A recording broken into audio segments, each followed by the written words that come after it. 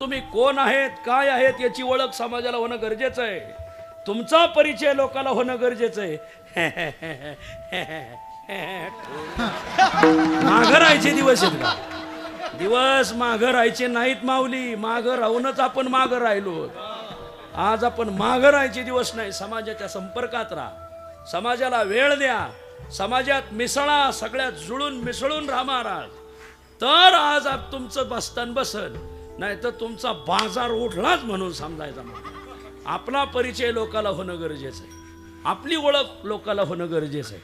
महाराज ठीक आहे, तुम्ही सांगतात आपली ओळख लोकाला झाली पाहिजे, आपला परिचय झाला पाहिजे, पण ओळख होण्याची, परिचय होण्याची साधनं सांगा. तर आपली ओळख जर जगाला करून द्यायची असेल, आपला परिचय जगाला करून द्यायचा असेल, तर दोनच साधनं आहेत महाराज. कोणती दोन साधनं? एक, कधी कधी आपला होऊन परिचय आपण लोकाला करून द्यायचा, नाही तर असं वागायचं की लोकांनी तुमचा परिचय समाजाला करून दिला पाहिजे. एवढी दोनच साधनं आहेत. तिसरं साधन जगात नाही, आणि तुम्ही तिसऱ्या साधनाला डोकंही लावू नका. या जगात फक्त दोन साधनं आहेत परिचय होण्याची. एक, आपली होऊन ओळख लोकाला करून द्या, नाहीतर असं वागा, असं काम करा, असं व्यक्तिमत्व तयार करा की समाजाने लोकाला ओरडून सांगितलं पाहिजे की हे व्यक्तिमत्व काही आगळं वेगळं आहे. विठ्ठल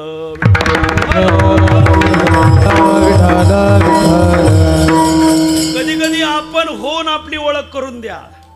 तोंड उघडा, गप्प बसायचे दिवस राहिले नाही. तुम्ही कोण आहेत, काय आहेत, तुमची काय गुणवत्ता आहे, काय वैशिष्ट्यता आहे, आज तुम्ही जर सांगितले नाही तर काही तुमचा कचरा झाल्याशिवाय राहणार नाही. आपल्या या धाराशिव जिल्ह्यात त्याला एक शब्द आहे, मुग गिळ्यावानी बसायचं नाही, बोलायचं, बोलकवायचं. बोलल्याशिवाय, वाचा फोडल्याशिवाय त्या प्रश्नाला उत्तर भेटणार नाही. तुमची ओळख तुम्ही होऊन करून द्यायची महाराज. असं आहे. प्रसंग असा झाला की एका भिंतीवर 100 कावळे बसले होते. कावळे 99च होते, त्यात एक कोकिळा होती. पण कावळा काळा आणि कोकिळा काळी. काकः कृष्ण पिकः कृष्ण को भेदो काक पिकयो हो. सुभाषितकार सांगतात, कावळा काळा, कोकिळा काळी. काय दोन्हीत फरक? दिसणाऱ्या वर दृष्टीने काही फरक नाही. 99 कावळे आणि एक कोकिळा, एकूण 100. मग जाणारे येणारे माझे, गणपतराव मोजावर किती कावळे बसलेत? 1 2 50 98 99 100. रंभो 100 कावळे बसलेत, 100 कावळे बसलेत. कावळे किती इथं? 99. त्यात एक कोण आहे? कोकिळा. पण येणाऱ्या जाणाऱ्यांनी कोकिळेची गणना कशात केली?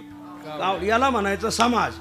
चांगल्याचा कचरा कसा करायचा हे ज्याला कळतं त्याला म्हणायचं समाज. वर बघा, असा काही विषय सांगितलं का खाली कोण बघत असाव का? झापे. हा, जी झापे आहेत ना तेच खाली बघत आहेत. हो, वर बघा. कीर्तन ऐकताना माणसाने वर बघून ऐकत जा. चांगल्याचा कचरा कसा करायचा आणि चांगल्याचं खत कसं करायचं, चांगल्याला खाली कसं बसायचं, शाना मागं घ्यायचा आणि येडा पुढं करायचा, याला म्हणायचं समाज. लोकांनी त्या कोकिळीची गणना कशात केली? बोला बोला बोला. कावळ्यात केली. खरी कावळा आहे का ती? अरे काय नाही बाबा, फक्त रंग सारखा आहे. रंग सारखा असल्यावर काय कोणाची गणना कोणा सगळं करण्यात काय मजा आहे? मग तासभर कोकिळेने वाट पाहिली की हे कावळे माझा परिचय लोकांना करून देतील. कावळ्याला माहिती होती कोकिळा आहे, मग कावळ्याने सांगायला पाहिजे ना. पण कावळेच ते, कावळ्यांना वाटत नाही की कोकिळा पुढं जावी. हो का? असे काही कावळ्याच्या गुणाची माणसं आहेत महाराज की त्यांना समाजात चांगली माणसं पुढं आलेली चालत नाही. वर बघा. आणि म्हणून मला जरा हा शब्द पुन्हा पुन्हा येत असतो माझ्याकडून. काही माणसं पुढं जावी ही भावना कावळ्याची नाही. तासभर कोकिळेने वाट पाहिली, येणाऱ्या जाणाऱ्याने. अरे 100 कावळे बसलेत, 100 कावळे बसलेत, आणि कोकिळीची गणना केली कावळ्यात. अखेर शेवट दुसरे ओळख आपली करून देत नसतील, अशा वेळी आपला परिचय, आपली ओळख आपण होऊन करून दिली पाहिजे. आता गप कवर बसता महाराज, आता आपला कचरा व्हायची पाळी आली. आता या प्रश्नाला वाचा फोडली पाहिजे. मग कोकिळेने ठरवलं आता आपली ओळख आपण करून देऊ. अनायासेच वसंत ऋतू चालला होता, आणि मग गायते कोकिळा वसंतेशी जैसा आलापू पंचम. आणि मग तिने पंचम स्वर लावला. असो आता इथं पाकळीवर कुठं पंचम स्वर लावला, असा पंचम स्वर लावला. आणि मग पारावर बसलेली 5-50 म्हातारी होती. ती म्हातारी म्हणजे, गणपतराव जरा आपल्याकडून गल्लत झाली, जरा आपल्याकडून चूक झाली. अहो कावळे 99च आहेत आणि एक कोकिळ आहे. मला सांगा कोकिळेचा लोकांना परिचय कधी झाला हो? स्वतः तोंड उघडल्यावर, स्वतः बोलल्याशिवाय आपला परिचय कधी कधी होत नाही. ज्यावेळेस लोक गप्पा असतील त्यावेळेस आपण पुढे गेलंच पाहिजे. विठ्ठल वसंत समये प्राप्ते काकः काकः पिकः पिकः. शास्त्रकार वर्णन संपला माझा विषय. कधी कधी आपली ओळख होऊन करून द्यायची. कावळ्याचा दृष्टांत. दुसरा असाच दृष्टांत आहे. एक दिवस भिंतीवर 100 बगळे बसले होते. बगळे 99च होते. त्यात एक राजहंस होता, पण दोन्ही पांढरे. हंस शुक्ल बक शुक्ल को भेदो हंस बकयो हो. अरे हंसही पांढरा आणि बगळाही पांढरा. काय भेद आहे? वरवर दृष्ट्या काही भेद नाही. चालणारी लोक जी होती. गणपतराव आज काय बसले? म्हणजे आज भिंतीवर 100 बगळे बसलेत. मोजावर किती इथं? 1 2 98 99 100 बगळे बसलेत. 100 बगळे बसलेत. बगळे किती इथं? 99. त्यात एक कोण आहे? राजहंसी. पण समाजाने राजहंसाची गणना कशात केली? बगळ्यात. यालाच म्हणायचं समाज. समाजाला नजर नाही.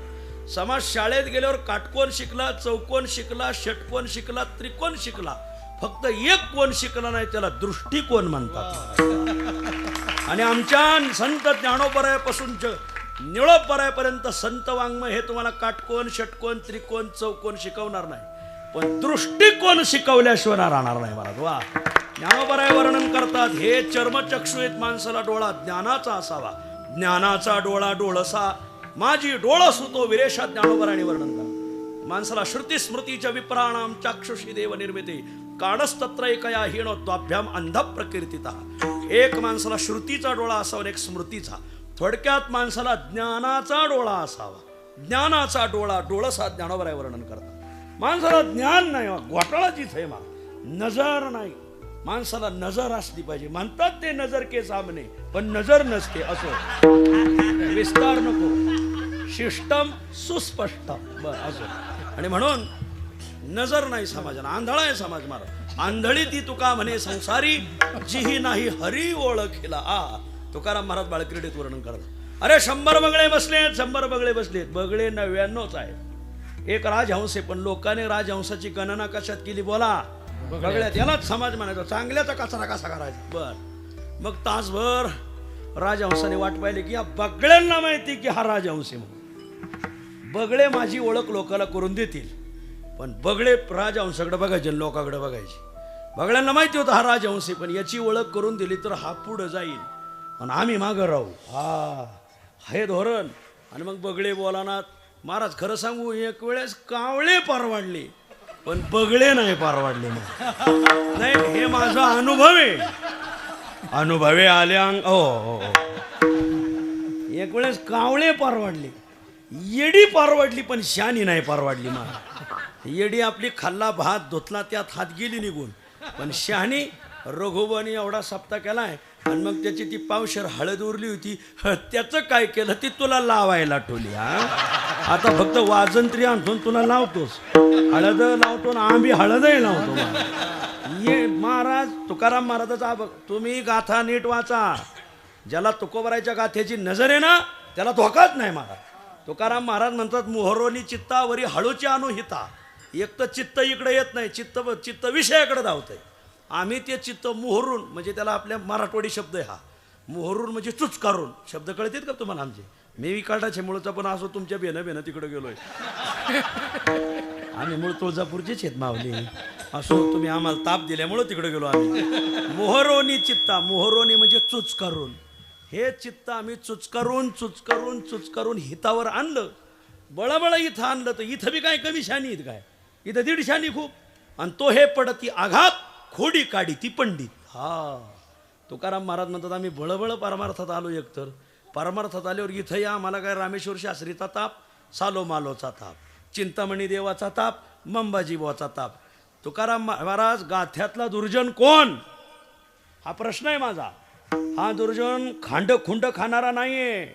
हा मोठा गण लावणारा आहे, मोठ्या माळीवाला आहे, पण त्याला चांगला परमार्थ चाललेला पावत नाही. वर बघा. आणि म्हणून चांगलं कोणी करीत असलं त्याला पाहणारच नाही का. त्यातला दुर्जन कोण हा प्रश्न आहे माझा तुम्हाला. हा खांड खुंड खाणारा दुर्जन नाही, चांगलं काम करणारा. स्वतः चांगला वागतोय पण दुसरा जर चांगलं करायला लागला तर त्याला पुढे जाऊ द्यायचं नाही. बोका मांजरीची पिलं का खातो याची कोणी तपशील तपासला का कोणी. का पिलं खाल्ली म्हणजे ही माझ्या मागं हिंडायला मोकळी झाली ना. तसं समाजातली चांगली संपली का ही बिड्या फुक्या आमच्या मागं हिंडायला मोकळी झाली. मला हे धोरण बोक्याचं असतंय असो. आणि म्हणून नाही येताना मी मांजरा कारखान्यापासून आलो म्हणून बोक्याचं उदाहरण दिलं. संपला माझा विषय माऊली. बगळे ओळख करून देणार त्या राजहंसाची. हा राजहंस हे बगळ्यांना माहिती होतं पण बगळे काही ओळख करून देण्यात. अखेर शेवट दुसरे बोलत नसतील अशा वेळी आपण तोंड उघडलंच पाहिजे. आपण त्या प्रश्नाला वाचा फोडलीच पाहिजे. आपण बोललंच पाहिजे. महाराज वा बोलायचं नाही. आपल्याकडे मराठवाडी एक म्हणे, बोलन त्याचे हुलगे विकत येत, न बोलणारे जे गहू बी विकत नाहीत. महाराज असं बोललं पाहिजे. आणि मग राजहंसाने ठरवलं आज आपण आता तोंड उघडू. पण आता तशी कोकिळेने तोंड उघडून ओळख करून दिली तसं राजहंसाची प्रसिद्धी गायनासाठी नाही, मग क्षीर नीर विवेक न्यायासाठी आहे. नेमकं काय झालं त्या दिवशी शेतकरी संघटनेने आंदोलन केलं होतं. आमच्या दुधाला रास्त भाव नाही, जोपर्यंत शासन दुधाला भाव देत नाही तोपर्यंत पुणे मुंबईला दूध पाठवायचं नाही, दूधबंदी. आणि ज्यांच्याकडे स्मार्ट मोबाईल आहेत सगळ्या स्मार्ट मोबाईलवर बातम्या आल्या, जोपर्यंत दुधाला शासन भाव देत नाही तोपर्यंत पुणे मुंबईचं दूध बंद करायचं. आणि मग कशाला विचारतात, ज्यांच्याकडे स्मार्ट मोबाईल त्यांना संदेश आले, मग त्याने ठरवलं दूधच न्यायचं नाही. मग आता काही शेतकरी आडाने शेतात राहणारे रेंजचा पत्या नाही, लय घोटाळा साधे मोबाईल, त्यांना ते काय बातम्या आल्या नाही. आणि मग ते आपले दूध घेऊन गेले. पण त्या दिवशी जिथं दूध जमा व्हायचं संकलन, तर दूध संकलन केंद्रामध्ये केंद्रच बंद होतं. अरे मग दूध आता टाकायचं कुठं. अरे केंद्र का बंद. अहो म्हणले तुम्ही बातम्या वाचल्या नाही मोबाईलला, त्याने काय बातम्या आता. शेतकरी संघटनेने दूधबंदी जाहीर केली. म्हणले दूधच पाठवायचं नाही मुंबईला पुण्याला, जोपर्यंत दुधाला रास्त भाव भेटत नाही, वजनदार भाव भेटत नाही तोपर्यंत दूध नाही. अरे हो, पण आता हे दुधाचं करायचं काय.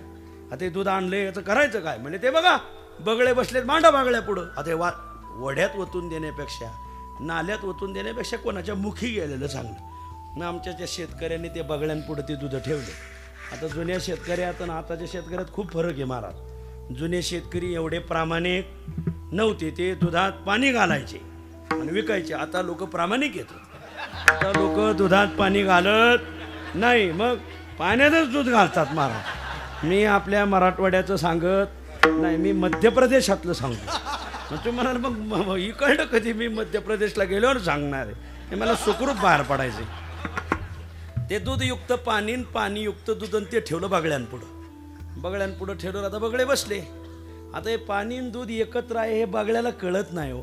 बकाच्या गावी घेपे क्षीर नीर सकलवी ज्ञानोबराय वर्णन करतात.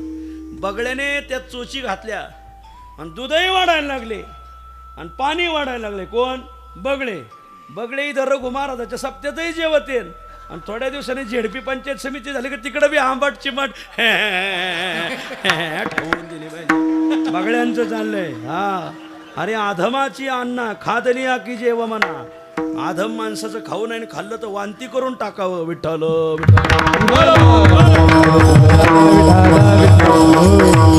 कोणाचं खावं याला विवेक पाहिजे.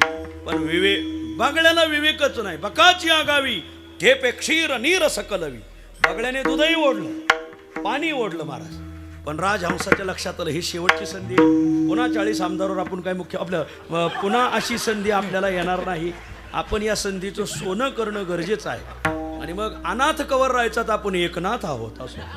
आणि मग अक्षरशः राजहंस त्या दुधाच्या कॅनावर बसला. राजहंसाच्या चोचीत असं सामर्थ्य ज्ञानोबराय वर्णन करतात. का चाचोचेने सांडसे खंडिजे पय पाणी राजहंसे. तुझा ज्ञान विज्ञान तैसे वाटोरे देव आणि अनात्मवर्ग नीर. सांडोनी आत्मरसाचे क्षीर चरताती सविचार राजहंस जे. किंवा दुसऱ्या अध्यात्मिक गोवी सलिली पय जैसे एक होनी मिनले असे ते निवडोनी राजहंसे वेगळे की जे. राजहंसाच्या चोचीत अशी ताकद आहे, तो पाणी खाली ठेवतो, दूध प्राशन करतो. क्षीर निवडिते पाणी सोची हंसाची आनी सोची हंसाची आनी शिर निवडते पाणी सोची हंसाची आनी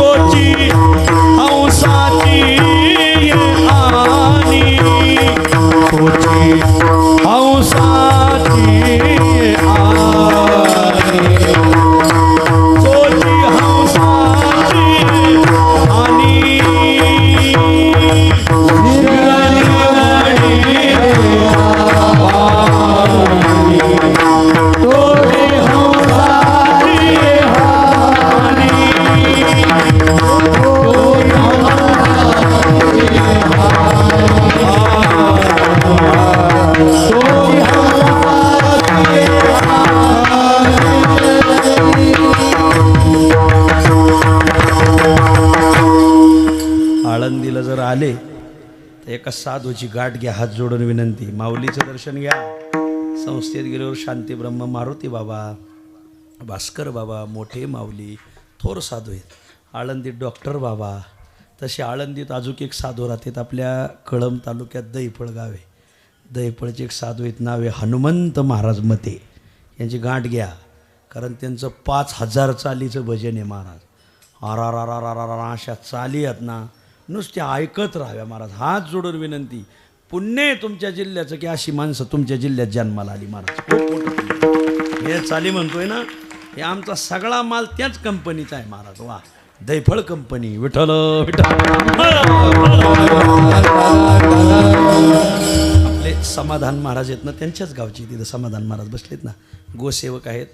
आणि ही त्यांची सासूरवाडी. आसार खलु संसारे सारम श्वशूर मंदिरम. वा, संसार आसार आहे. आसार संसारात सार गोष्ट म्हणजे सासूरवाडी.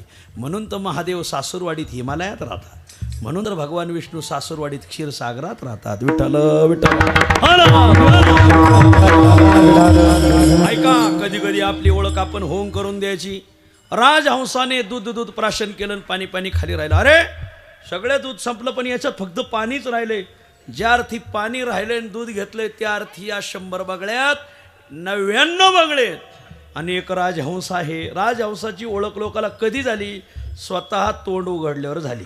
आणि म्हणून कधी कधी स्वतः तोंड उघडा, स्वतः बोला, आपला परिचय द्या, आपली ओळख करून द्या माऊली.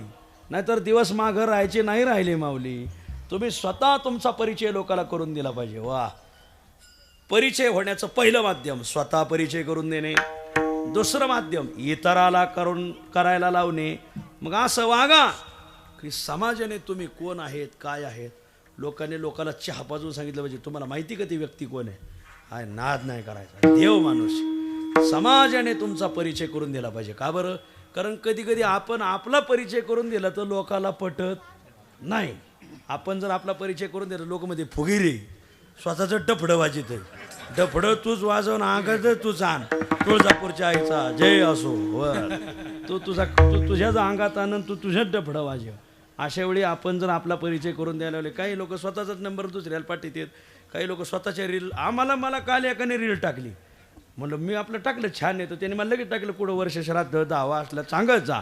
म्हणलं आता माझ्याच 10व्याला ये बाबा, आता कुठं दुसऱ्याचं सांगू म्हणलं.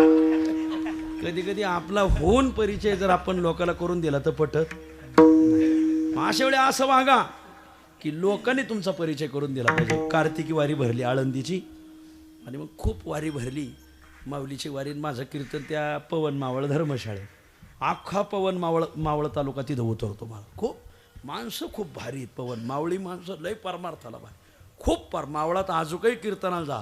100 टाळकरी, 200 टाळकरी खेड्यातली माणसं उभी राहतात. बरं, सदन लय येत महाराज. खूप इंडस्ट्री एरिया झालेला आहे आज. मग परमार्थावर खूप प्रेम. त्यांच्या 150-150 वर्षाच्या दिंड्या आहेत माऊलीबरोबर, तो कोबरायबरोबर. आणि मग पवन मावळ धर्मशाळेत कीर्तन उभं राहिलं होतं. म्हणजे सुंदर होती, ध्यान पंचपदी चालली होती, विठोबारोकमय चालू झाली. मी आलो, गच्च धर्मशाळा भरलेली. धर्मशाळेने गेट लावून घेतलं होतं. आत माणसाला जागाच नव्हती. गेटपासून 20 फूट माणसं पुढं उभी होती. आणि मग मी आलो बा तिथं. आता एवढं पुढं जायचं म्हणजे जे तो विषयाची दाट झाडी, माझी कामक्रोधाची साकडी, मग चुकावणी आला पहाडी सदवासनेच्या. मग एवढ्या माणसातून पुढं जायचं अवघड. मी आपलं मग सुरेश महाराज, मी त्या एका माणसाला म्हटलं मला जाऊ द्या ना पुढं. तो म्हणला तुला जाऊ द्या आणि मी कायला आलोय. अहो म्हणलं मी कीर्तनाला आलोय. तो म्हणला तुम्ही कीर्तनाला आले मग काय गौतमी पाटीलच्या तमाशाला मी आलो का म्हणलं. अरे म्हणलं नाही बाबा, तू कोणाच्या कीर्तनाला आलाय. तो म्हणला कदम माऊलीच्या कीर्तनाला आला. मग म्हणलं बाबड्या तुझ्या कदम माऊलीच्या कीर्तनाला आलाय ते व्यक्तिमत्व मीच, माझंच कीर्तन आहे. माझा परिचय मी त्याला करून दिला. पटला का? पटलायला पाहिजे ना. त्या सांगितलं ओ बुवा इथं जो बारा असे 3 कदम माऊली आळंदीत राहते, इथं जो बारा. हां तू दुसराच कोणीतरी दिसतोय. माझा परिचय त्याला करून दिला पण त्याला पाटला नाही. अखेर शेवटी विनेकऱ्यांनी पाहिलं. आणि मग विनेकऱ्यांनी भजन थांबलं. ओ त्यांना येऊ द्या, ते ज्यांना तुम्ही अडवलंय ते त्यांचंच कीर्तन आहे आज इथं, रस्ता द्या. म्हणजे विनेकऱ्यांनी माईकवर सांगितलं. मग सगळ्यांनी रस्ता केला. तिथपर्यंत रस्ता झाला. बाजूला बाजूला, ते त्यांचंच कीर्तन आहे, कशाला अडवतं त्यांना, हेच कीर्तनकार आहेत आजचे. आणि मग त्याने पाहिजे तुम्हीच काय कदम माऊली. अरे म्हणलं बाबा मीच आहे, पण मी सांगितलं तुला पटलं नाही, त्यांनी सांगितलं पटलं. आता जाऊ का? तो म्हणला तसं नाही, मला न्या. याला म्हणायचा समाज. अगोदर तुम्हाला आडवा येणार आणि तुम्ही त्यांची फळी फोडून निघाले तर मग तुमच्याच हाताला धरून पुढं निघणार. मला नाही. आणि मग त्याने माझाच हात धरला. म्हणला तर जाऊ दे बाबा, आता काय बोलायचं. मी आपला माझा हात धरून निघाला. तर त्या लोकांना जवळचे, मी आल्यावर महाराज ते जवळच्या लोकांना वाटलं जे अर्थी माऊलीचा हात धरून आलाय. माऊली नेहमी फडकऱ्यात गडकऱ्यात राहते, त्याला त्या खूप मोठा गडकरी काय नो. लोकांनी त्याला बसायला घोंगडी टाकली हो. एकाने लगेच माझ्या पुढचा गुळ त्याला ठोला. म्हणलं बरं आहे, यथा यक्षच तथा बली, जसं भूत तसं निवद. म्हणलं आता काय माझ्या पुढची पाण्याची बाटली त्यांना ठोली. कीर्तन झाल्यावर माझा सन्मान नंतर माऊली संघ खूप मोठी व्यक्ती हात धरून आलेली आहे आणि त्यांचा सन्मान पाहिला होईल.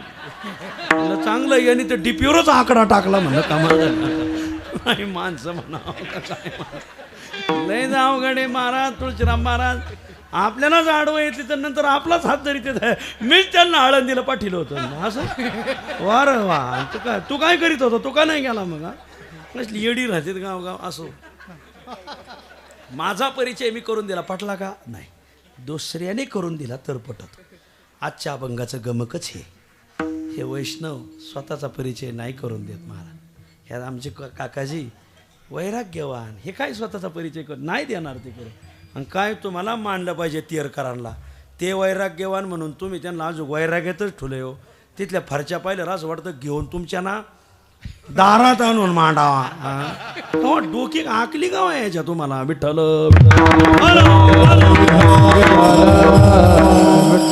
अरे आमच्या पुण्यात गाथा मंदिर केवढं झालं, तुकाराम महाराजाचं मंदिर केवढं झालं. भंडारा डोंगर 200 कोटीचं काम झालं. अवघ्या 5 किलोमीटरच्या अंतरात 1000 कोटीची कामं झाली. अख्ख्या मराठवाड्याला एक काका जड येतोय रे. अख्खा मराठवाडा जमला तर सुवर्ण मंदिर होईल ना काकाचं महाराज. सुवर्ण मंदिर टाळ्या वाजवायला तुम्ही ना आडा पाय घालायला तुम्हीच महाराज. अरे वा, आकली गाव आहे याच्या तुम्हाला. मी म्हणतोय थोडा आम्ही वेळ दिला पाहिजे. इकडं अशी फटकीतून धरून तुम्हाला तेव्हा तुम्हाला सुधारायचे नाहीत महाराज तुम्ही. वर बघा असो. खूप वाईट वाटतं कधी कधी वकील साहेब, खूप वाईट वाटतं या बाबतीत. विठ्ठल आणि मग ऐका, साधू आपला होऊन परिचय करू देत नाही. माझे असते पण लोपो, माझे नाव रूप हरपो, भूत जात वासिपो, माते झनी वा चातुर्य लपवी, महत्व हरवी, पिसे पण मिरवी, जगा माझी वाचस्पतीचे ने पाडी, सर्वज्ञता तरी जोडे, बरे वेडेवे माझी दडे. आता आलं रे माऊली, आत्ता आले ते एकटीच आले का नाही. आमच्यासारखं येड आलं तर 5-25 पुढं 5-50 मागं. ह्या सगळ्याला उजनी धरणाखाली उभं करावं, दार उघडे करून द्यावा मला. अरे बघा ना, मोठी माणसं कशी साधी राहतात, कसं वागणं, कसं चोपून चापून, कसं जपून माणसं. साधू स्वतःची ओळख कधीच करून देत आणि मग लोकाला खरे साधू कळत नाही. मग अशा वेळी लोकाला खरे साधू कळाले पाहिजे. आणि म्हणून संत वाङ्मय संत परप्रकरण लिहिलं. आमच्या जगद्गुरु तुकाराम महाराजांनी ठरवलं, आता आपण गाथ्यात संत परप्रकरण लिहायचं का. लोकाला खऱ्या साधूची ओळख झाली पाहिजे. लोकाला खऱ्याची ओळखच नाही. मी 2000 साली माऊलीच्या सोहळ्यात आलो, तर माऊलीच्या सोहळ्यात एक टपरी आली होती दूध चहाचं नाव होतं सागर चहा मोडलिम. सागर चहा मोडलिम. अरे काय चहा महाराज, हे खोमणे चहान एकदा पिऊन पहा, काय पाहायचं महाराज, येवले चहान काय चहा असा जंक्शन. त्यावेळेस मी चहा घेत होतो बरं का. आणि मग खूप चहा, माऊली पालखी थांबली का 2च ठिकाणी गर्दी राहायची, एक माऊलीच्या दर्शनाला आणि एक सागर चहा प्यायला आपल्या मोडलिमचा. खूप गर्दी. 2000 सालची गोष्ट. खूप गर्दी. तो गडी झाला माला. आता आपल्या महाराष्ट्राचा एक नियम आहे, एखाद्याचा धंदा चांगला पुढं चालला का लोक दुसरा धंदा नाही त्याच धंद्याची टू कॉफी करतात महाराज. आणि काय कोण जाणे 2001 साली सागर चहा मोडलिम नावाच्या 200 टपऱ्या आल्या महाराज. हो, आम्ही ज्या साली चाललो होतो त्या साली तो चहा इतका दर्जेदार, तो पाणी वापरायचा पण कप बशा धुवायला. ओरिजिनल दुधाचा चहा, असे दर्जेदार पत्ती, दर्जेदार साखर, खूप वजनदार चहा. लोक नुसते चहा घेतला ना तो सागर चहा तर 1 किलोमीटर चालणारा माणूस 5 किलोमीटर चालायचा माणूस. वा. एक वळ म्हणणारा अख्खा काकडा म्हणायचा माणूस. वा. म्हणजे त्याला थोडा ऊर्जा. काय मराठवाड्यात चहा आहे, अमृत हे मराठवाड्याचं महाराज. वा. खूप चहा भारी होता. पण ते झालं दुसऱ्या साली आल्या 200 टपऱ्या. आणि लोकांना खऱ्या चहाची ओळख पाहिजे. लोक नुसत्या पाट्या वाचायचे आणि जायचे, सागर चहा मोडलिम, सागर चहा मोडलिम. जसं आमच्या कीर्तनकाराच्या तारखा भरताना क्लिपा पाहून तारीख दिली, बदा कीर्तनं पडत येत महाराज. वा. बदा 500व्या मजल्याहून खाली पडत येत महाराज. आणि मग लोक जायचे. आता काही चाणाक्ष लोक झाले, हे गेल्या वर्षीचा मालक नाही दिसत, पण दिंडीतली काही भोळी वारला असन, आता वारला असन म्हणले, कुठं गेला असन कुंभमेळ्याला. लोक फक्त सागर चहा मोडली म्हणून पाहायला गेले, आणि खरा चहावाला राहिला लांब, आणि खोटा चहा पडला पदरात. तर मग जो चहा पेल्यावर 3 किलोमीटर चलत होते, पण हा खोटा चहा पदरात आला. मग ते चहा म्हणजे काय, 1857च्या लढ्यातली पत्ती, 1947च्या लढ्यातली साखर, आणि पाणी वड्याचं जिथं वारकरी त्रिकाल संध्या करते, आणि ते पाणी. आणि मग ते चहा पेल्यावर महाराज लोकांना लागली मळमळ व्हायला. कोणाला उमाऱ्या घामाऱ्या यायला लागायच्या. काहीला असं उचलू फेकायचं, पण आपल्याच घरात फेकीत होतं, लोकांच्या नव्हतं फेके. असं काहीला उचलू फेकायचं, कोणाला उमाऱ्या आणि घामाऱ्या आणि कायला विचारता. लोकांना चक्कर यायला लागली. जे 5 किलोमीटर चालायचं ते 1 किलोमीटरमध्येच बसायला लागलं. एक वळ म्हणायची, एका भंगात बास म्हणायला लागलं. कोणाला वांत्या व्हायला लागल्या तर काहीच्या आडणाऱ्या गाड्या भरधाव वेगाने सुटायला लागल्या. Nonstop Jhelum express. आता काय सांगा. आणि मग लोकांच्या लक्षात आलं, अरे आपल्याला खरा चहा कुठंतरी दूर गेला. आणि मग लोकांच्या लक्षात आलं, हे इतक्या टपऱ्या कसं काय झाल्या. आणि मग खरा सागर चहा राहिला मागं, आणि खोटा सागर चहा पदरात पडला. हाच घोटाळा. लोकाला काय झालं, वैष्णवांना खूप मोठा मान भेटला महाराज. जगात तुका म्हणे मुकुटमणी हरिभक्ती करणारे साधू संत मुकुटमणी, वैराग्याचा मेरू म्हणतात त्यांना. मेरू म्हणजे परमोच्च शिखर. वैष्णव हे खूप उंचीला गेले. आणि मग त्यांची टू कॉफी करायला लागले लोक. त्या सागरच्या टपऱ्या आल्या ना, मग तशा टपऱ्या खूप आल्या महाराज. आणि मग कोण कुठून काय, मग स्वामीन, बापून, आम्मान, गुरु माहुल्यान, मामान, दादान, बाबान, असं नुसता पोळा फुटला महाराज. आणि आपल्या महाराष्ट्रात काही कमी तर परराज्यातून यायला लागले. क्या कहते बस खाली क्या कहते सांगायला. आणि तुला काय माहिती महाराष्ट्रातलं तत्वज्ञान ज्ञान, तुला मराठीच कळाला काही. लागले दुकानं मांडायला. मग खरे वैष्णव लोकाला कळेना, खरे साधू कळणार. म्हणून संत वाङ्मयात संत परप्रकरण लिहिलं तुकाराम महाराज. खऱ्या साधूची ओळख लोकाला झाली, खऱ्या साधूची ओळख. मग कशी करून द्यायची. मग तुकाराम महाराजांनी वेगळ्या वेगळ्या क्लुप्त्या लढवल्या, वेगळ्या वेगळ्या अंगाने. अरे खरे मायबाप साधू आहेत ओळखा, खरे सोयरे साधू आहेत ओळखा, आणि तसे खरे चोर साधू आहेत ओळखा. वैष्णव चोरटे वैष्णव चोरटे, वैष्णव चोरटी, वैष्णव चोरटी, वैष्णव चोरटी, वैष्णव चोरटी.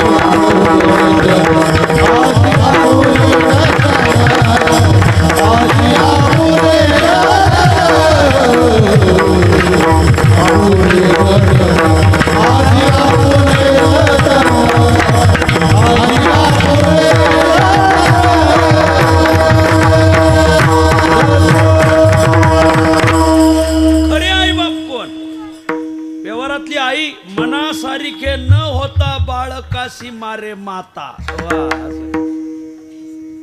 तुका म्हणे सांगो किती बाप लेकाशी मारिती. पेपरला बातमी आली की जन्माला आलेलं अर्भक आईने कचरा कुंडीत फेकून दिलं. अशी बातमी ऐकल्यावर मग खरी आई तिला कसं म्हणावं. जी आई जर जन्माला आलेल्या बाळाला कचरा कुंडीत फेकत असेल, नाल्यात फेकत असेल, भ्रूण हत्या घडत असेल, तर तिला खरी आई कशी म्हणायची. खरा बाप त्याला कसा म्हणजे. पेपरला बातमी येते बापाने पोराचं मुंडकं तोडलं, अशा पेपरला बातम्या येतात. खरा बाप त्याला कसं म्हणजे. खरे आईबाप कोण.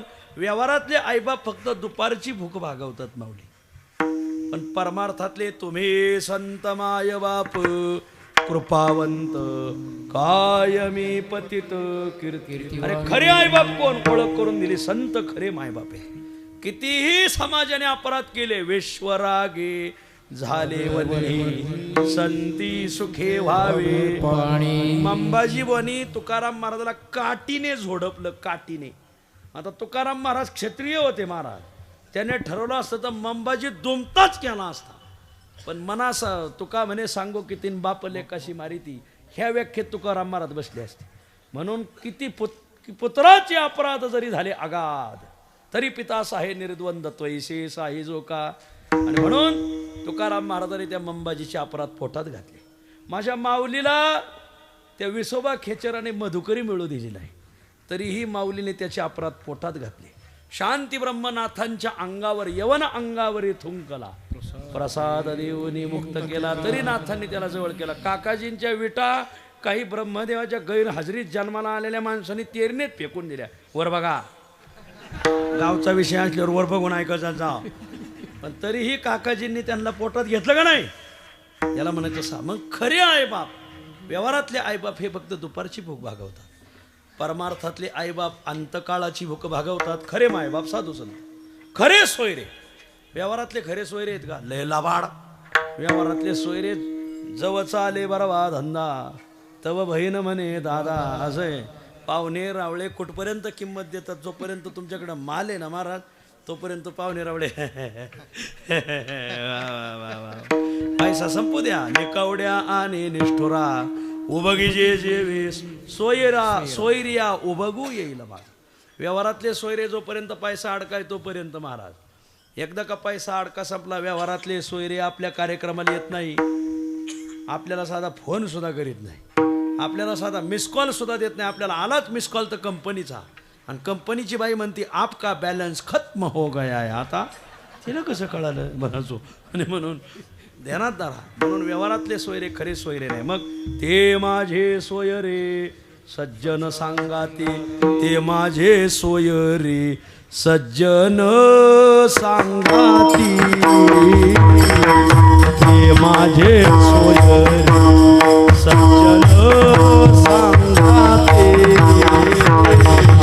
ते माझे सोयरे सज्जन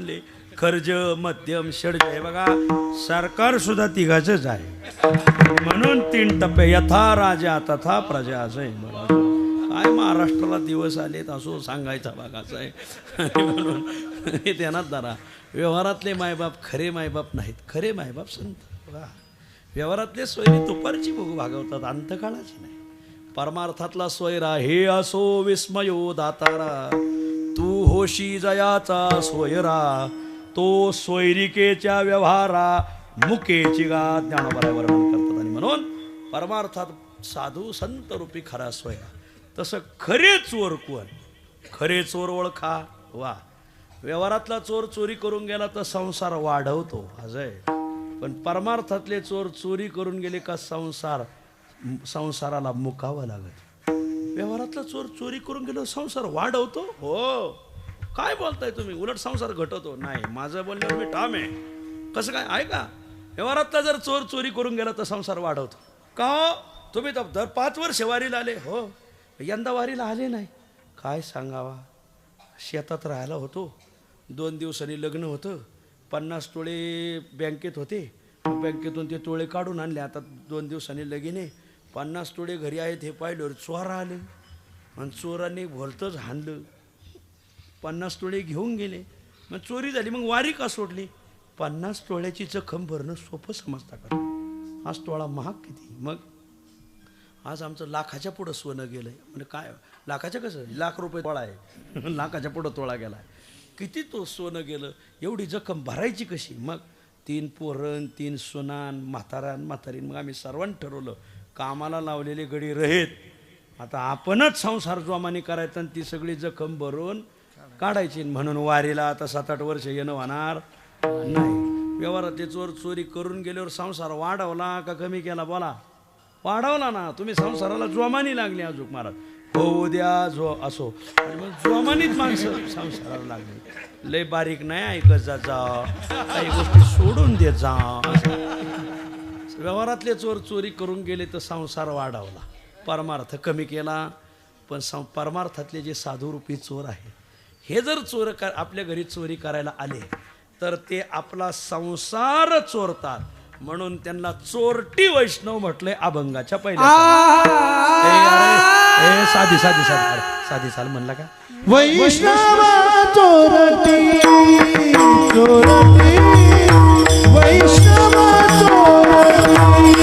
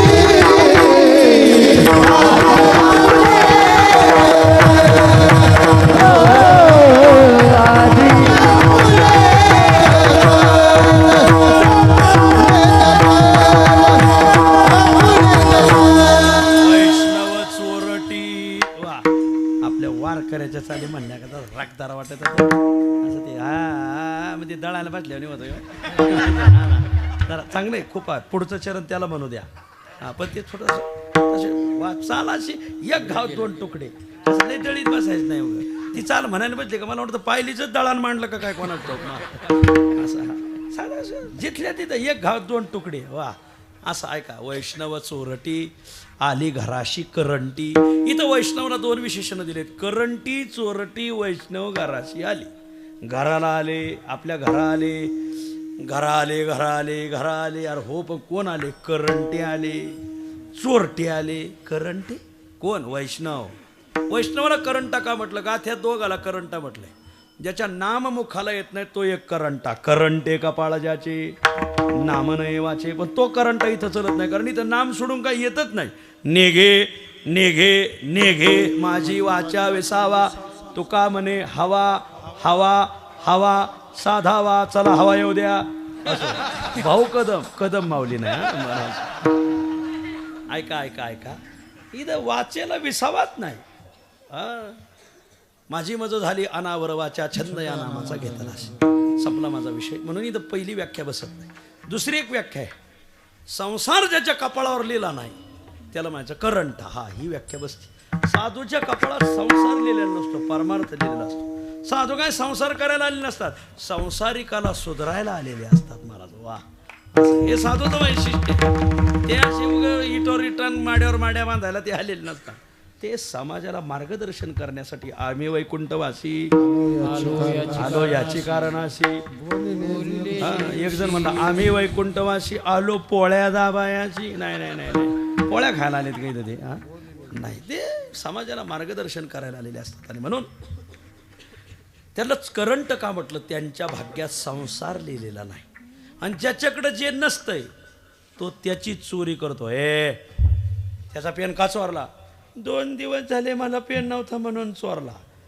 त्याला नव्हतं म्हणून चोरला. साधूला इथं चोरट का म्हटलं? करंट का म्हटलं? संसार भाग्यात नाही म्हणून करंट म्हटलं. चोरट का म्हटलं? जे ज्याच्याकडे नसतं ते चोरतात. त्यांच्या भाग्यात संसार नाही, पण जे त्यांच्या नादी लागले ते त्याचाही संसार चोरतात. त्यालाही त्या संसारात पुन्हा सुखदुःखाचे फटके खायला ठेवत नाही. संसारात माणूस राहिला का सुखदुःखाचे फटके ठरलेले जे लई रटे खातेत. आता काय सांगावं, एकाच्या घरी मी गेलो, काय महाराज वारकरी पाहिल्यावर त्या बाईचं असं डोकं उठलं. त्या बाईला त्याने सांगितलं चहा आठवा. चहा आठवा म्हणल्यावर बाईने लगेच रॅक हालायला सुरुवात केली. आणि रॅकावर भांडे तांबे गलास टन टना टन टन टन टार आणून उड्या सांगायला लागले. धडाड तडाड धडाड तडाड धडाड तडाड.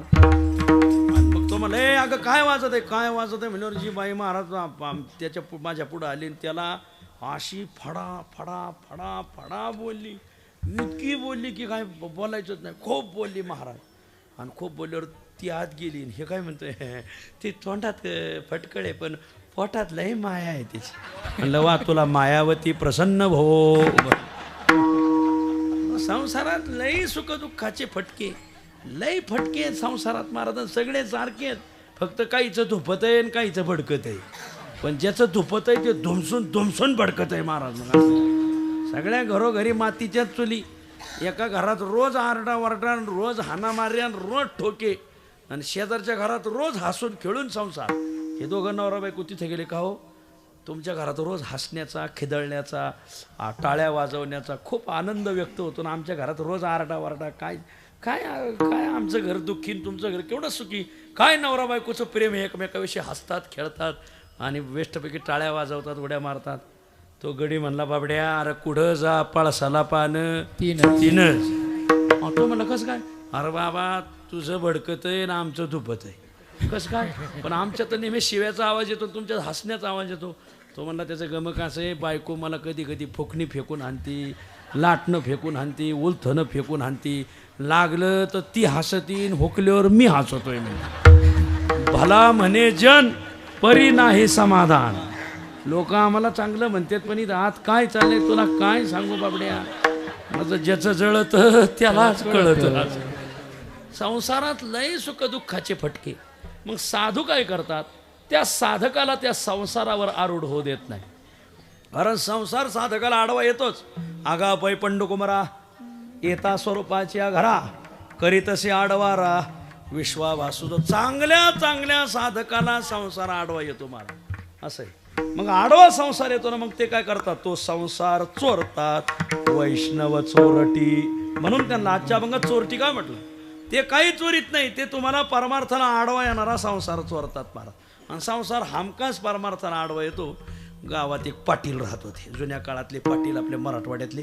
आणि पाटील म्हणजे सामान्य नाही, हा वाड्यावर या संघटनेचे अध्यक्ष होते ते पाटील. आत्ताच्या भाषेत सांगायचं तर सुका पाटील. बरं असो, फक्त त्या बांधाचा काही विषय काढू नका बघितलं. मग असे वजनदार पाटील होते आणि पाटलाला 10 पोरी आणि मग बरं पोरी अशा जुळ्या झालेल्या 5 बाळात 10 पोरी झाल्या. महाराज वा असा पाटील वजनदार. आणि मग जुन्या काळातला पाटील 10 पोरी. गावातून दरवर्षी काकाची दिंडी जायची अशी. आणि भजनी मंडळाचा खूप आग्रह, पाटील चला ना पंढरपूरला वारीला, तुम्हाला पोरीचे लग्न होऊन द्या. वारी वारी वारी काय वारी करताय, चातुर्मास राहायचं म्हणजे फक्त पोरीचे लग्न होते. आता पोरीचे लग्न व्हायला जवळजवळ 20-25 वर्ष गेले महाराज. पहिल्या पोरी दोन्ही पहिल्या जुळ्या होत्या, 20शीत आल्या का लगेच उजायच्या उजिता त्याला 5-25 वर्ष गेले. बळबळ पोरींचे लग्न झाल्यावर मग म्हणला नुसतं पंढरपूरला जायचं नाही, चातुर्मासाला राहायचं. एक माणूस असा आमच्या वकील साहेबासारखा पुढं पाठवला.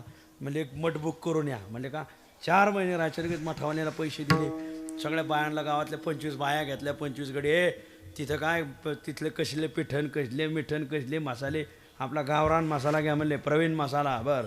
आणि मग घरूनच पिठण कुठण मिठण सगळे कांटण कुटण करून सगळ्या बायांच्या डोक्यावर पाचकेन बुचकेन घेऊन सगळे म्हातारी सांगितलं तू वाडा करायला राहा.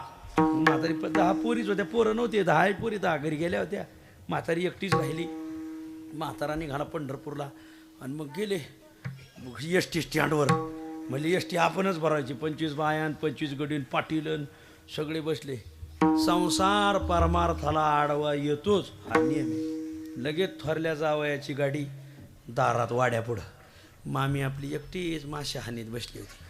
आणि मग गेले, मामी सासूबाई एकट्याच बसल्यात. हो ना म्हणले. मामा म्हणले, मामा गेले पंढरपूरला. आहे का, कशाला उतार वयात जीव बाटायचा म्हणले. हां आता कशाला गेले पंढरपूरला म्हणले. नुसते पंढरपूरला नाही, चातुर्मास राहायचा आहे.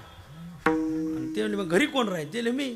तुम्हाला नाही घरी राहता येणार. जावय म्हणला. का, तुमची थोरली पोरगी बाळातपणाला आली, मग तिने तुमचा लय लाहो घेतलाय, पहिलंच बाळातपणे तुम्हाला यावं यावंच लागेल म्हणले. आणि मग घरी राहीन म्हणले. मग पोरींचा बाप म्हणजे कुठे आहेत ते म्हणले, ते एस.टी. स्टँडवर अजून एस.टी. गेली नाही. बघा बरं जरा माझा मगाच्या धरून कानूस आहे. आली तू परमार्थाला संसार आडवा येतोच हा नियमच आहे मला. आगा पै पंडकुमारा येता स्वरूपाच्या घरा करी तसे आडवारा विश्वाभास. आलाच संसार आडवा.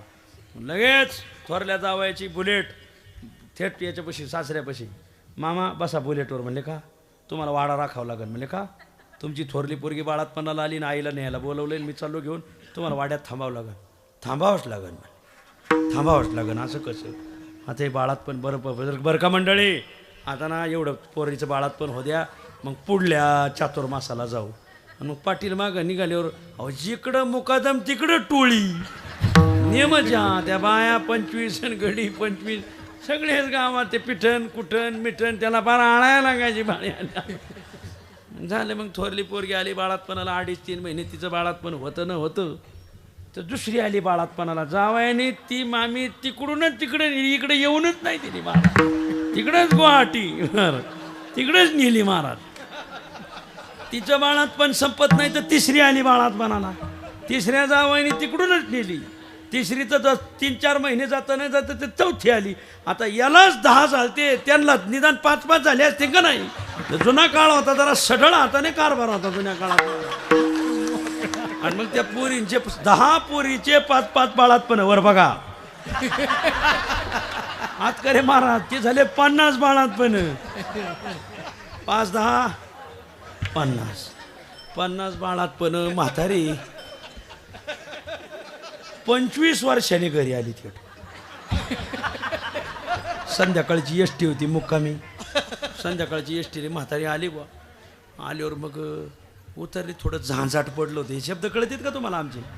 थोडासा मंद अंधार होता, थोडा उजेड थोडा अंधार. म्हातारी उतरली. एस.टी. स्टँडजवळच पाटलाचा मोठा वाडा आणि भला मोठा पिपळाच्या पारावर म्हातारा बसल्याला.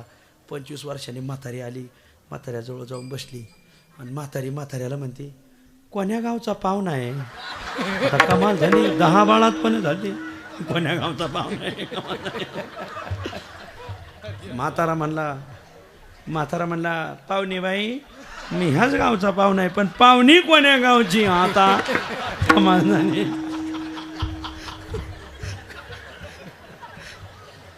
म्हातारी म्हणली मी ह्याच गावची पाहुणी, ह्या गावची, आणि मग माझ्या कशी ओळखीची नाही. म्हातारी म्हणली मग तुम्ही बी माझ्या कशी ओळखीचे नाही. म्हातारा म्हणतो जरा आवाज ओळखीचा वाटतोय, आता ओळखीचा.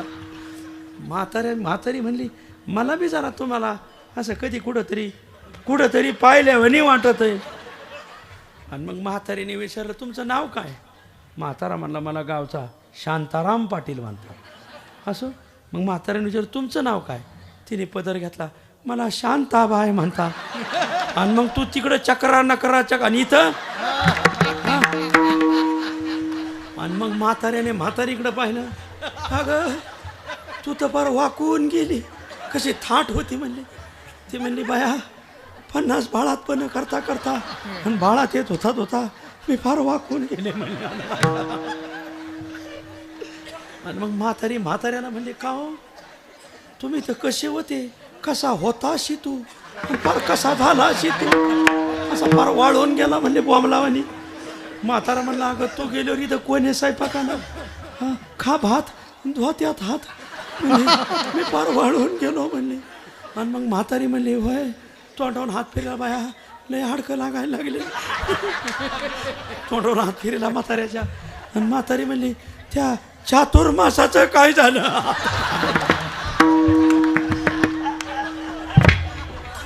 हे पुढे झाली म्हणले पाहिजे इंजुरीकर कॅन्सल कदम मावली विचार विठ्ठल